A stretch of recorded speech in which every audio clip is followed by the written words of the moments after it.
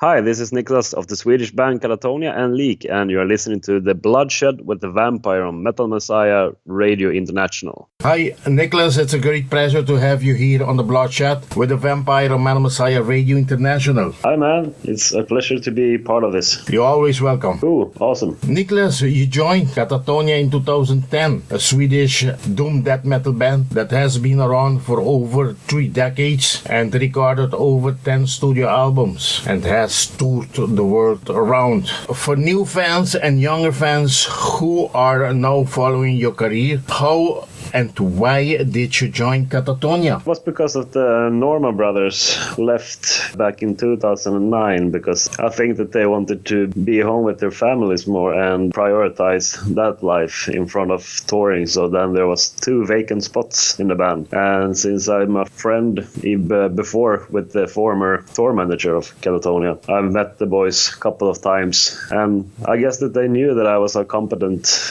bass player and that I was easygoing, so they asked me if I would be interested in taking part of that one touring cycle for Night is the New Day, and then I guess I just got stuck with the band, you know. So you started as a live member and then became a permanent one. Yeah, exactly. You can say it was like a session kind of thingy there in the beginning, but then afterwards we felt that things worked out, so then I kind of like grew into the band, and I'm still with them after 8 years. And I'm sure you feel yourself very good there, right? Yeah, it's a good environment, and it's fun to be out playing live throughout the world. Talking about playing live, Niklas, I've seen the bands at different stages around the world. Much recently, I remember singing you at Tuska Open Air 2016 and last year in Slovenia at the Metal Days Open Air on July 25th, 2017. And I've seen the band again at German's Wacken Open Air on August 5th, 2017, where band played music from different albums and from different era. If I may say some, you covered from late 90s up to the last album of 2016. So I can mention from 2001 album Last Fear Deal Gone Down, from the 2003 Viva Emptiness, from the Great Cold Distance, Night is a New Day, Death and Kings, and the last one, The Fall of the Hearts. How was the experience last year, especially at the Metal Days in Slovenia? I think it was your first presentation there, and the band's presentation of the gigantic Wacken Open Air Germany 2017. Oh yeah, and actually I think that for me it was the second time at Metal Days. We performed there, was it like 2011, 2012, something like that, and must be 2011 because it was before Dead and Kings came out, and it was good. It's always good there in Slovenia, in Tolmin. It's really nice with scenery there. There's like a little bit like a metal paradise. Yeah, and, I love the atmosphere. I love how the venue is surrounded by the mountains. It's very cozy, and the after party as well at the river with the late shows. It's very cool. I highly recommend this festival, Niklas. Oh yeah, I was actually a quite frequent visitor there back in days when it was called Metal Camp. I think I was there 2005, 2006 and 2007, and went with bus all the way from Sweden. It was like a 38-hour single trip with that bus. But I was younger back then, so I had the stamina to do that. And then, of course, you mentioned Wacken there. It was about time for the band to play there. I think we kind of like just asked ourselves like why they haven't booked Katatonia before, but it was about time, and now we finally did it. Oh, this was your very first time at Wacken? Oh yeah, for the band ever. Oh, yeah, so that one I didn't know. It was kind of late debut at that festival. So you finally get to see all these crazy metalheads jumping up and down, headbanging in the muds.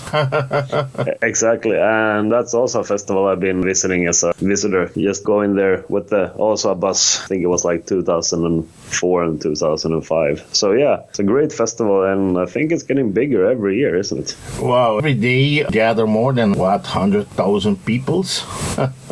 Yeah, and I think they sell the next year out even before it's ended, the festival. So during the festival they release the tickets, and then it's already the next year is sold out. It's crazy.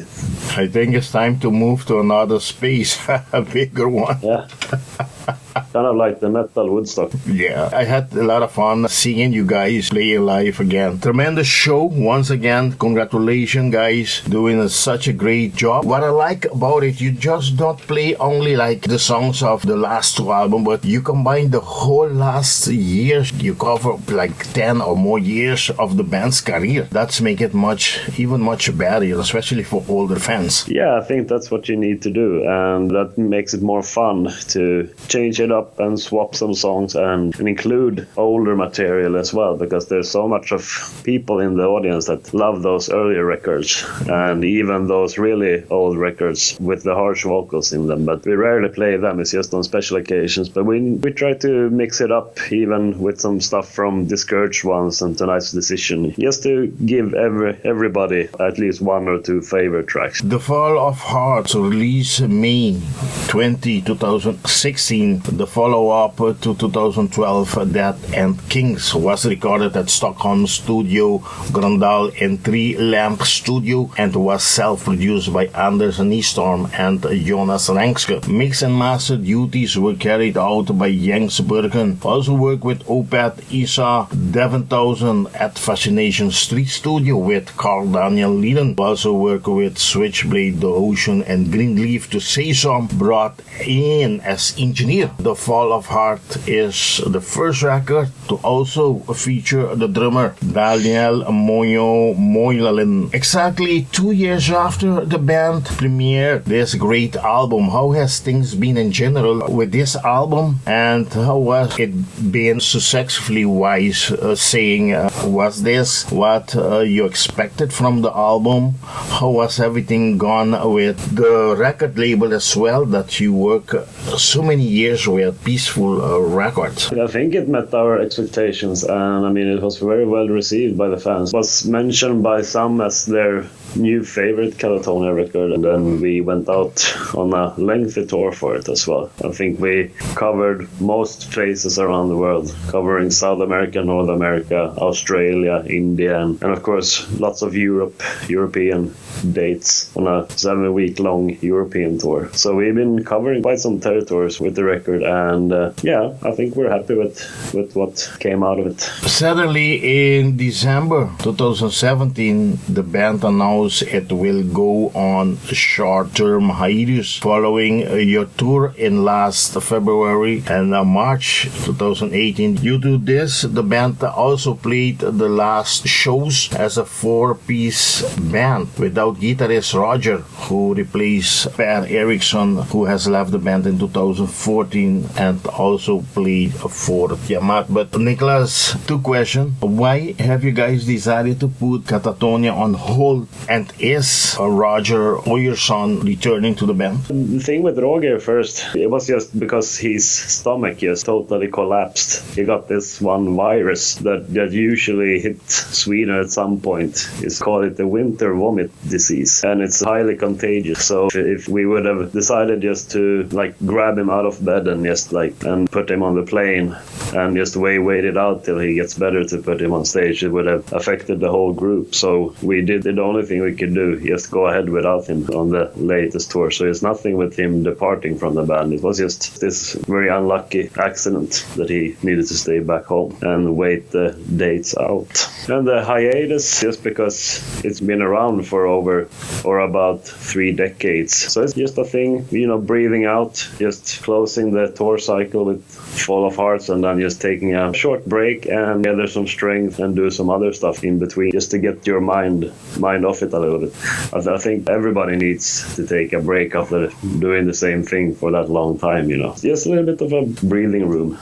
Okay, Niklas, when will, all these crazy and, die-hard Katatonia fans be able to see or to have a new album in their hands? Oh, that's a good question. Not even I know that. Not at this point. There's nothing being written as yet? I think there has been some stuff written, but there's nothing substantial, and there's no plans at this stage on when to enter the studio or how it's gonna be, but it's just something that we need to look into the future for. Once again, I hope you all the best with Katatonia. Hope to hear that the band is back on the track and to be on the stages of the best, the world's greatest festivals and shows around the world. Awesome, cool. I hope so too, that we're gonna get back on the horse sooner than later. In the morning, the battle for endurance has been lost. Sold my worth and dignity the same. I am shade, an essence of corroding time.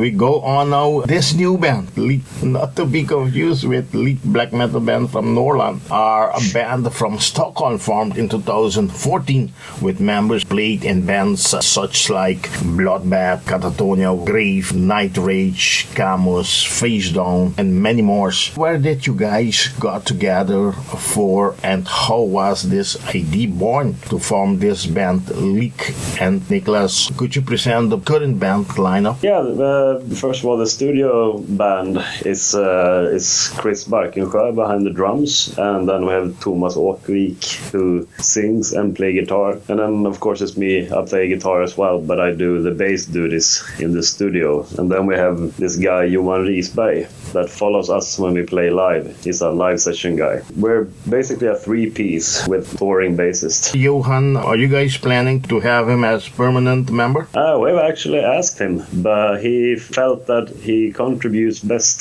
playing live, and that's like how much dedication he can put in the band, because he has a son and he's very young, so he doesn't want to be away from home too much. So that's like his comfort level of like putting time towards the band, and it has worked out pretty nicely so far, so it works. When you started the band, you had a permanent bass player who left the band. I can't remember the name now. Yeah, we had this guy Matthias for a short time, but we decided to move on and do it as a three-piece. The band released their first full-length album, Mass Funeral Evocation. That was on October 16, 2015 via the German War Anthems record, and with great tunes like Sermon 141, Goal, Death Orgasmic, Necromancing, Skin Necrosis, and many more.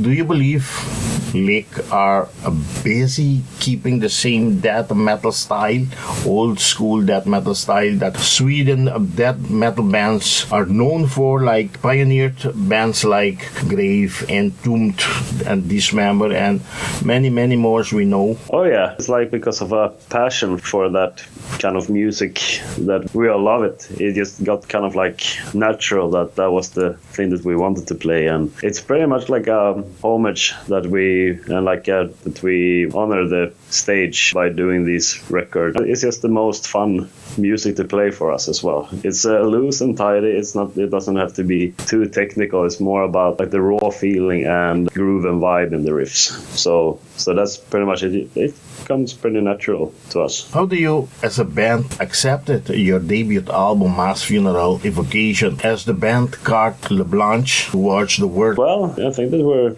really happy with the first album there.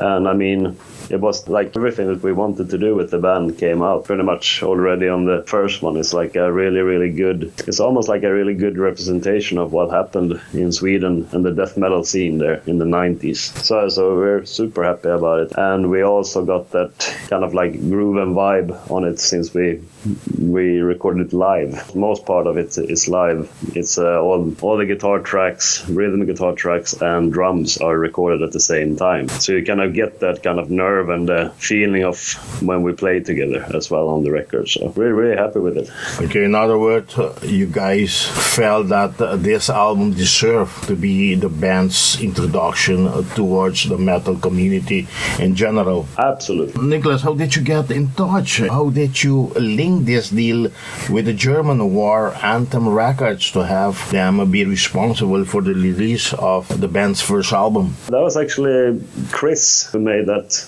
contact, since he knew Jarne from War Anthem Records already before. I think that they met way back in the days when he was touring with some death metal band.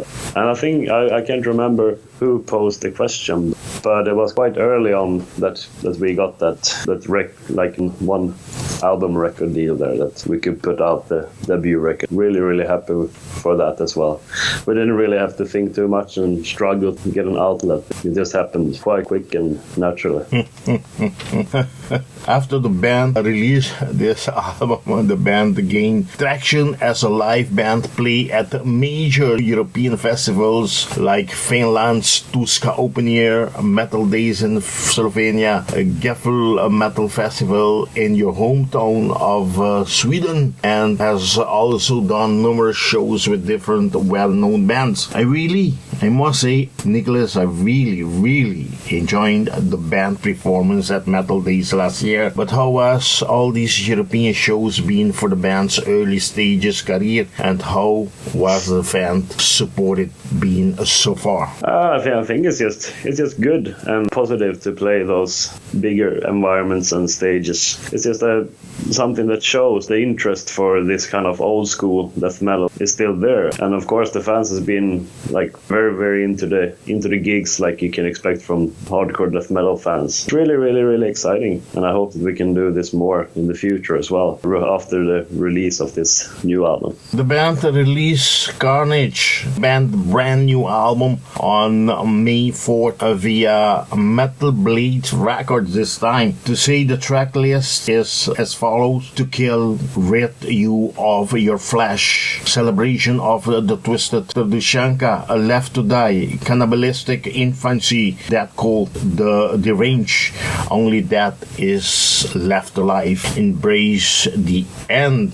Those are the tracking list of the 10 songs of this great new album. I must say, Carnage is death metal at its absolute finest. 10 face mentally awesome track to get your head banging. This is an absolutely relentless album that doesn't give you much to catch your breath as the band powers through each song. Recorded by Lawrence McCrory at Dugout Studios and produced by stalwarts of the Swedish death metal scene, Daniel Bergstrand. After being so long on tour and doing festival, how long was it and intense was taking to making this album for the band? First of all, I have to say there that Daniel Bergstrand was just there to help out a little bit. The whole record is both recorded and produced by Lawrence McCrory there. But it's true, it was in a Dugout studio where Daniel Bergstrand has his seat there. But he was helping us out with some drum sounds and just starting the thing up. After that, it was just all Lawrence. But yeah, the writing thing there, it also comes very fast, and it's basically more part of the record is written by Tomas, but also Chris and me comes and contributes with riffs,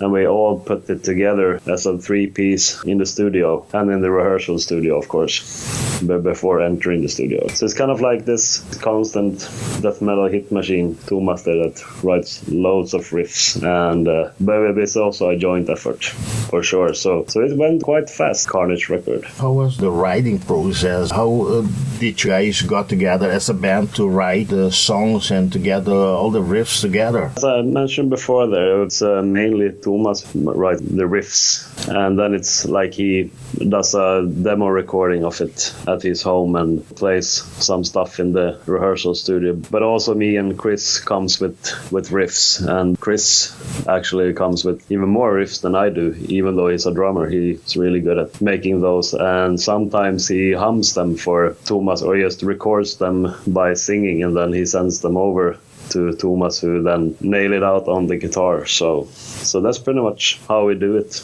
and then we put it together in the rehearsal studio. And go back to this question with Lawrence McCrory. How was this time compared to 2015? Done work on Mass Funeral Evocation, to be more specific. Now working with the master producer of the Swedish death metal scene, Daniel Bergstrand. How was this combination been for the band? Well, it's basically just Lawrence McCrory working on the Carnage record. It's just we recorded it in a Dugout studio, but Daniel Bergstrand, he helped out a little bit in the beginning with the drums. But it was a good experience, of course, as always, working with Lawrence. You can feel really laid back and good comfort there, since he's really like pedagogic when it comes to things that he doesn't really like, or if he thinks that we should do something different, he just doesn't plainly say that out loud and like in a rude manner, but he just kindly asks if we can try out a few things, and then we can discuss what's best for the song afterwards. And sometimes we stick with what we've written, and sometimes we just go another way. And he's a really cool guy to work with, and he's super talented. What has he done differently, do you believe, that make this new album Carnage much better, with a better recording than the one of 2015? It's a different studio. I can't remember what the studio was called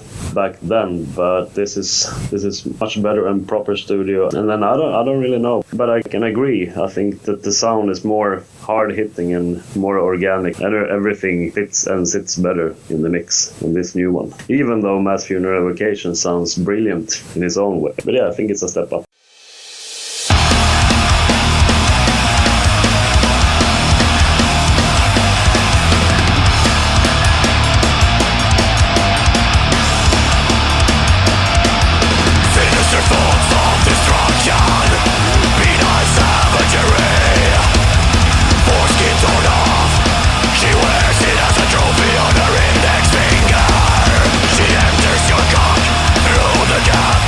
Smile on her face.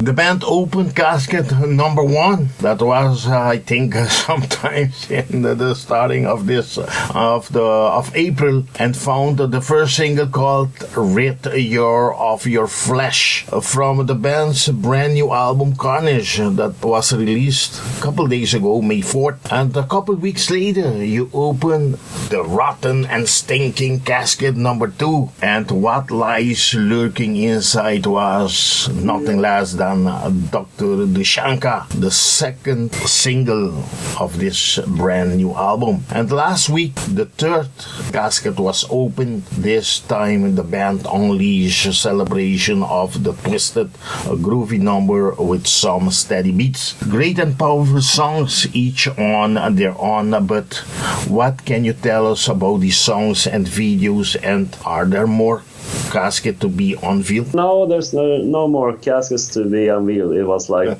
before the release singles. So it was just like 3 songs that would kind of like represent what you could expect from the whole album. And yeah, I think those were the ones that we felt would be most fitting and which has really, really great punch and power and grabs you immediately when you listen to it. So I think that the biggest casket, of course, was May 4th there when we released the record in its entirety. Tell you one thing, I've seen the video of these songs. They're all killer songs.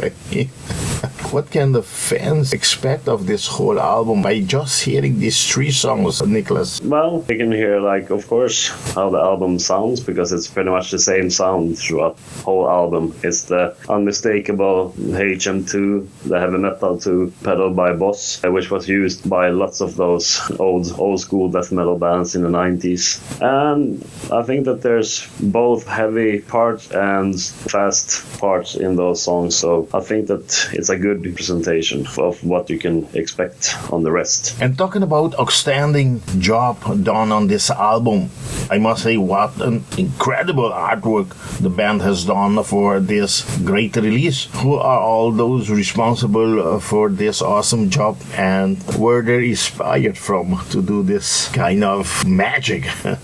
It's actually this one guy, Mark Riddick, who has done the artwork for Carnage, and him before to make a t-shirt. And then we were so happy about what he did there that we simply just told him that we're gonna release a record called Carnage, so if you feel like it, why not do an artwork for it? And we just gave him free hands. That was his first suggestion and thing that he showed us, and we were completely sold straight away. We felt like, yeah, but this is really fitting.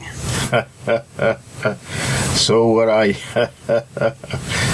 very, very, very great presentation. I mean, as an album artwork. Cool. Okay, Niklas, next week, May 12th, band will celebrate with that, the band's album release party show in your hometown of Stockholm at the venue legendary Cafe 44. Are you guys excited about this special show and gift that you will give your hometown fans? And are there more bands on the roster for this night? Yeah, actually, it's not us, the release party. We're actually guests for this other band called Under the Church. Also comes, if I'm not mistaken, from Stockholm and plays death metal. So they reached out and asked if we wanted to take part in this evening, and we happily said yes, because it's good to be seen and it's good to support the scene, and you know, it's nice to celebrate death metal together with another band. So we're really excited about May 12th. But since the album has just been released, couldn't you take this as your album release party as well? Well, it's because it's the other band's release party there, so we don't want to steal the thing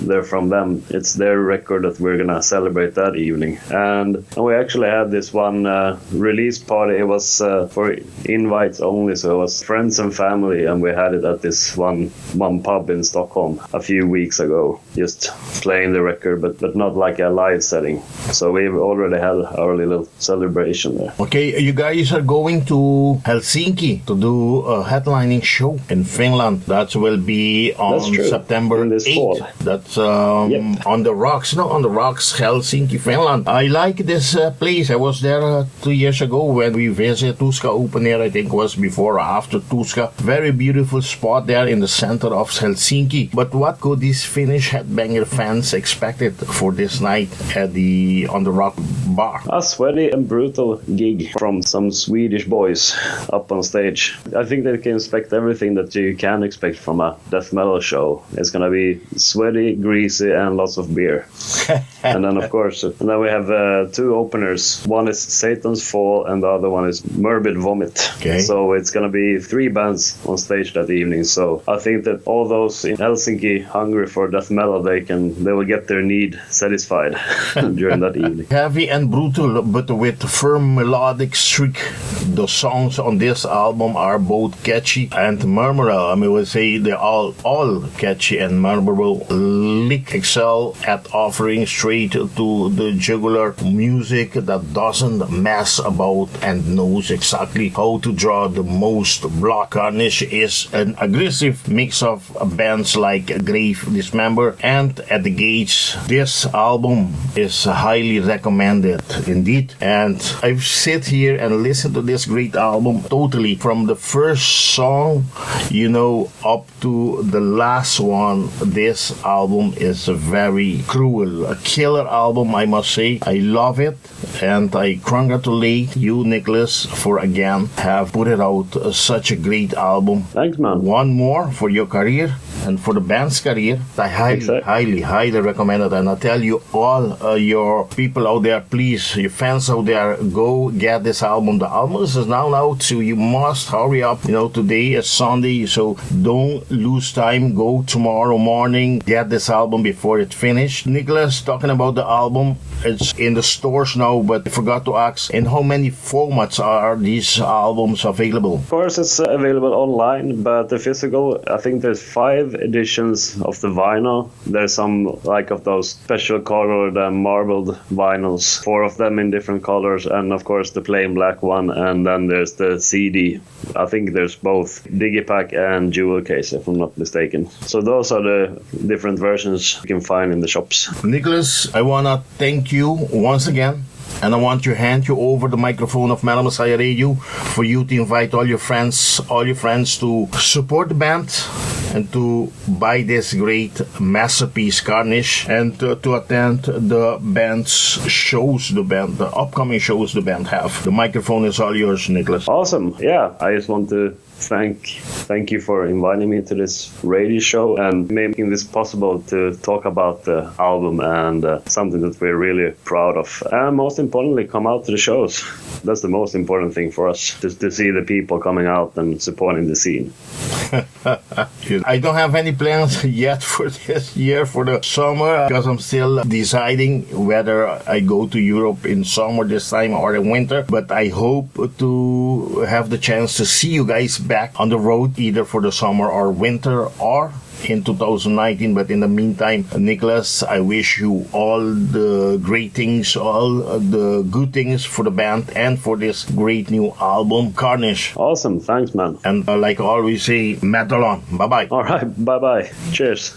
Cheers. Hi, this is Niklas of the Swedish bands Katatonia and LIK, and I'd like to congratulate Metal Messiah Radio for its 10th year's anniversary. Rock on.